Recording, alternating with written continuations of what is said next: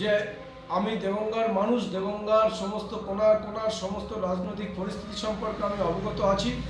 কোথায় কি পরিস্থিতিতে মানুষ বাস করছে, কাদের প্রতি কী অত্যাচার হচ্ছে এবং কারা হুমকি দিচ্ছে, ধমকি দিচ্ছে, চমকাচ্ছে, সব খবর আমার কাছে আছে। সব কিছু উপেক্ষা করে আপনারা নির্ভয়ে ভোট দিন।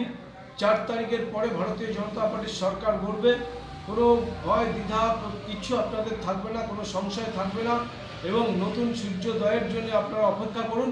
এবং সকলকে এই বার্তা আমি দিতে চাই যে আপনাদের এই যে চোরেদের রাজত্ব, এই চোরেদের রাজত্ব থেকে নিষ্কৃতি এবং সুস্থ জীবন, স্বাভাবিক জীবন যাতে সকলে পালন করতে পারেন, তার জন্য ভারতীয় জনতা পার্টি বদ্ধপরিকর।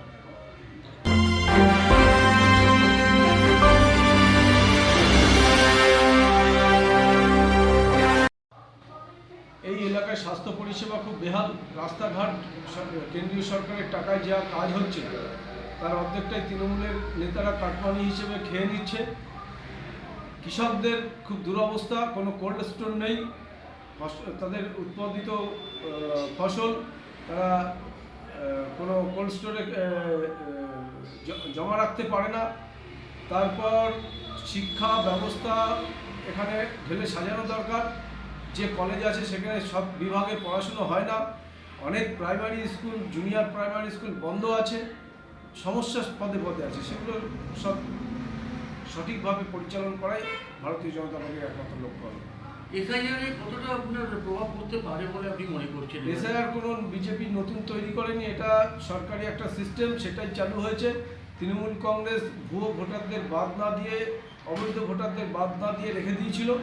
সেই কারণে তাদের মানুষকে ভুল বোঝানো বা ভুল প্রতিস্থাপন তারা করতে চাইছে যে এসআইআর যেন এরকম একটা ঘটনা তৈরি করছে, বিজেপি তৈরি করেছে। কিন্তু এসআইআর একটা সরকারি পরিকল্পনা, প্রতি 10 বছর পর এটা হয়, সেটাই নির্বাচন কমিশনের নির্দেশে হয়েছে। আপনি যে কার্যকর্তাদের সঙ্গে নিয়ে ঘুরছেন, যাদেরকে নিয়ে আপনি প্রচারে বেরোচ্ছেন, ডোর টু ডোর জনসংযোগ করছেন, দেখা যায় বিভিন্ন জায়গায় তাদের ওপর একটা আঘাত আনা হয়। তো সেই দিকগুলো আপনি কিভাবে তাদের উপর নজর দিচ্ছেন? সম্পূর্ণভাবে আছি। আমার কর্মী আক্রান্ত হবে আর আমরা চুপ করে বসে থাকবো, এটা কখনো নয়। এবং শাসক দল ভয় পেয়ে গেছে, তার কারণে আজকেও আমাদের প্রচারকারীর উপর আক্রমণ হয়েছে, ভয়ভীতি দেখানো হচ্ছে, বিভিন্ন জায়গা থেকে পোস্টার ব্যানার খুলে ফেলে দেওয়া হচ্ছে, ছিঁড়ে দেওয়া হচ্ছে বা দেয়ালে কাদা লেপে দেওয়া হচ্ছে, এগুলো চলছে। এই নির্বাচনে সবথেকে বেশি অভিযোগ হচ্ছে অর্থাৎ কেন্দ্রীয় বাহিনী। যেভাবে কেন্দ্রীয় সরকার কেন্দ্রীয় বাহিনী এই পশ্চিমবঙ্গে পাঠিয়েছেন, সেভাবে কেন্দ্রীয় বাহিনীকে দেখা যাচ্ছে না এবং তাদের ভূমিকা নিয়ে একটা প্রশ্নচিহ্ন মুখে পড়ে গেছে। কি বলবেন আপনি আজকে? বারবার আমরা বলছি, প্রতিবারই দেখা যায় কেন্দ্র বাহিনীকে রাজ্য প্রশাসনের যারা মাথা আছে তারা কন্ট্রোল করে, যার জন্য তাদেরকে মিসগাইড করা হয়। সেটা যাতে এবার না হয় সেজন্য আমরা বারবার সেই অভিযোগ করি। আচ্ছা দাদা, যে জনজাওয়াসীকে কি বলবেন দাদা আপনি মানুষকে?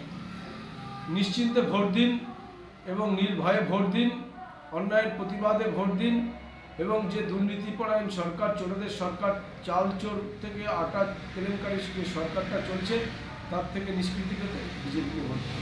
প্রধানমন্ত্রী বারবার আসছে, ততটা এনার্জি পাচ্ছেন দাদা আপনারা? প্রধানমন্ত্রী শুধু ভারতবর্ষের প্রধানমন্ত্রী নয়, তিনি একজন বিশ্ব নেতা স্তরে পৌঁছে গেছেন। সারা বিশ্ব আজকে ভারতবর্ষের প্রধানমন্ত্রীকে সমীহ করে চলে এবং পরামর্শ নেয়। সেই কারণে তেমন একজন লোককে আমরা বারবার যদি কাছে পাই, তাহলে আমরা উদ্বুদ্ধ হবই, পশ্চিমবঙ্গের মানুষও নিশ্চয়ই সেদিকে লক্ষ্য রাখবে। আচ্ছা, 4 তারিখ পরে আপনারা ঝালমুড়ি বিরোধী পার্টিদের খাওয়াবেন? দেখা যাচ্ছে তো প্রধানমন্ত্রী ঝালমুড়ি খেয়েছে। ঝালমুড়ির বিষয়টা নয়, প্রধানমন্ত্রী যেখানে সভা ছিল সেখানে ঝালমুড়ির দোকান ছিল, প্রধানমন্ত্রী সেখানে ঢুকেছিল, তাই বলে সবাইকে ঝালমুড়ি খাওয়াতে হবে এটা কোনো বিষয় না। যার যখন যেটা প্রয়োজন সে তখন সেটা খাবে। না, 10 টাকার নোট দিয়ে যেভাবে উনি ঝালমুড়ি খেয়েছেন, যেভাবে করা হয়েছে, আপনি কি বলবেন? এটা একটা সংযোগ।